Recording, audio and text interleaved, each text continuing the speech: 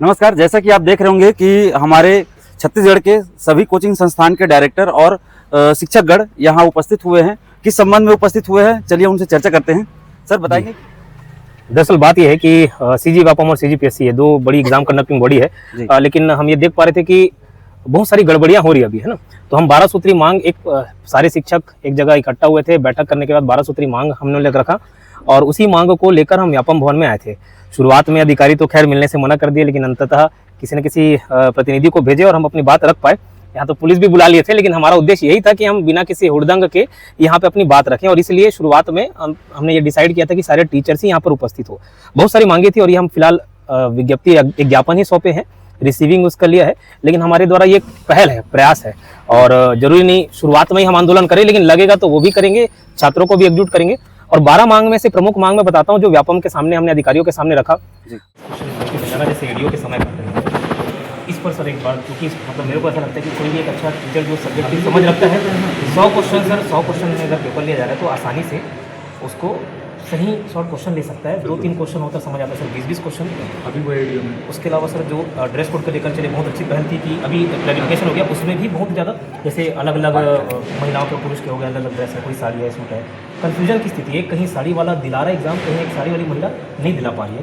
वो उस संबंध में और क्लैरिफिकेशन आ जाए तो सर परीक्षा कैलेंडर, एग्जाम कैलेंडर बहुत अच्छी पहल है सरकार की, व्यापम की। लेकिन सर इसमें ना जो जितने पोस्ट खाली हैं और क्वालिफिकेशन है, तो वो एक और बच्चे को प्रेरित करेगा कि हमको तैयारी करना है, नहीं करना है। तो सर एक वो मांगते सर पीएससी जब भी देता है ना तो वो एलिजिबिलिटी पूरा क्लियर करता है। जैसे अभी बाल देख रेख वाला है, व्यापम क्यों नहीं कर रहा वो चीज़ें, इसीलिए उसका। और सर जैसे सिलेबस रिफंड पॉलिसी होगी, कई बच्चे ऐसे वर्ग सर आप संपन्न होंगे, हम संपन्न होंगे, लेकिन हर वर्ग संपन्न नहीं सर।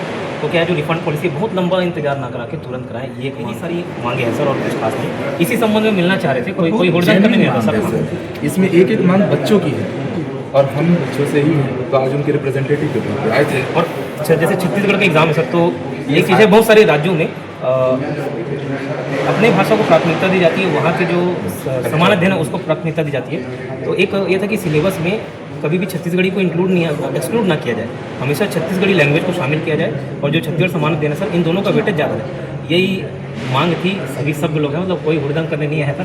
आप लोग पुलिस बुला लिए लेकिन मूल्यांकन सबके सब मूल्यांकन के बारे में बात की। अच्छा, मूल्यांकन पद्धति में भी एक समस्या है सर। तो पहले क्या होता था, जब मूल्यांकन कोई क्वेश्चन विलोपित होता था तो उसके पॉइंट में जो वेटेज के आधार पर नंबर मिलता था। अभी क्या किया जा रहा है, एक क्वेश्चन विलोपित तो एक क्वेश्चन सबको बढ़ जा रहा है।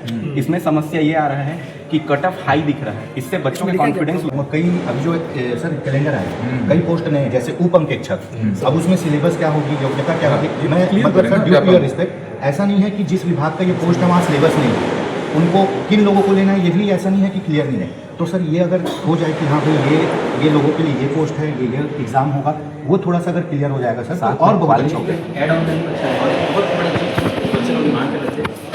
परीक्षा होने के बाद कार्बन कॉपी बच्चा मिलना चाहिए, कोई मान व्यापम में मिलता है। अच्छा हाँ, यहाँ जो अभी 4708 में टाइटल रहे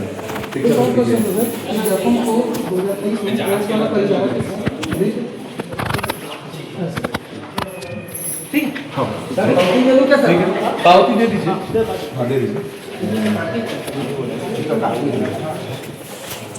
थैंक यू सर मिलने के लिए। मांग तो ये था कि जो परीक्षा प्रणाली है, अभी आप हाल फिलहाल में चीटिंग के प्रकरण सामने आए हैं। हम ये नहीं कहेंगे वो तो जांच का विषय है, लेकिन जो प्रथम दृष्टया दिख रहा है वो ये कि शायद चीटिंग किए हैं, कैमरा उसके सारे साक्ष्य उनका विवरण भी बता दिया जाएगा। तो ऐसा कहीं ना हो, चीटिंग के चलते कितने बच्चों को परेशानी हुई और जो वास्तविकता से तैयारी कर रहे हैं, वास्तविक रूप में जो बच्चे तैयारी कर रहे हैं, मेहनत कर रहे हैं, वो कहीं ना कहीं इससे हतोत्साहित हो रहे हैं। तो उसको लेकर मांग था। ड्रेस कोड को लेकर मांग था, हालांकि ड्रेस कोड संबंधी अभी एक गाइडलाइन आया जरूर है, लेकिन उसको और क्लैरिफिकेशन कीजिए। जैसे महिलाएं साड़ी पहन के जा सकती नहीं जा सकती, एक महिला साड़ी पहन के एग्जाम दे रही है, दूसरी बाहर हो जा रही है, तो उस संबंध में और एक क्लैरिफिकेशन जरूरी है।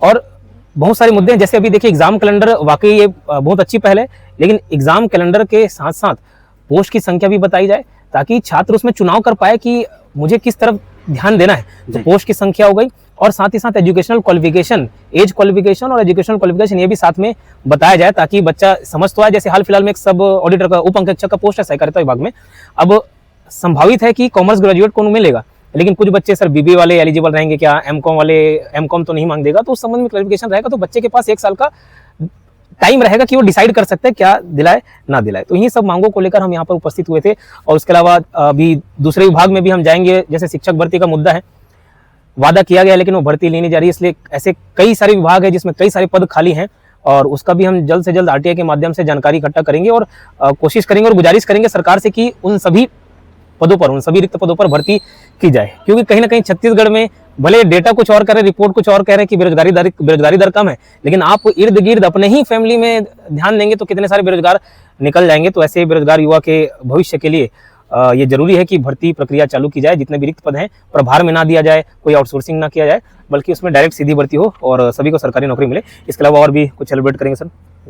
जैसे अभी आज जितने भी हमारे छत्तीसगढ़ के अलग अलग संस्थान के साथी जुड़े हैं, और सबका एक ही उद्देश्य है कि बच्चों को उनका अधिकार मिले। सरकार जो वादे करती है, बच्चे अपना तन मन धन लगा के उसके लिए परिश्रम करते हैं। कई लोगों की अलग अलग परिस्थितियां हैं, फिर भी एक मौका, एक अवसर, उसके लिए पूरा जान लगा देते हैं।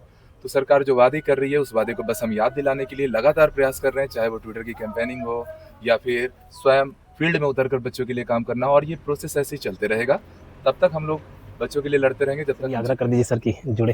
हाँ बिल्कुल, मैं यही कहना चाहूँगा कि अब जितने भी अभ्यर्थी हैं, आप लोग की जो चिंताएं हैं वो आज सामने रखी गई है 12 सूत्री मांगों के आधार पर। और इन 12 सूत्री मांगों में बहुत सारी जो चीज़ें हैं उनको फेस टू फेस यहाँ के जो प्रभार जो विभागीय अधिकारी थे उनके सामने वो रखी गई बात, और इन बातों को लेकर जो यहाँ के प्रभारी हैं उनका कहना है कि इन बातों को पहुँचाएंगे। अब देखते हैं कि बात कितनी जल्दी पहुँचती है। रिसीविंग लेटर तो हमारे हाथ में आ ही गया है, अब देखना है कि इस पर कितना जल्दी से जो है सुधार होता है। पर हमारा जो मिशन एक ही है कि यहाँ के राज्य के जो युवाओं के साथ जो छलावा हो रहा है परीक्षाओं को लेकर, जिसमें त्रुटियां देखी जा रही है, ये त्रुटियां ना हो, इसके लिए आज हमारे बीच जो है राज्य के जो प्रमुख संचालक गण यहाँ पर उपस्थित हुए हैं।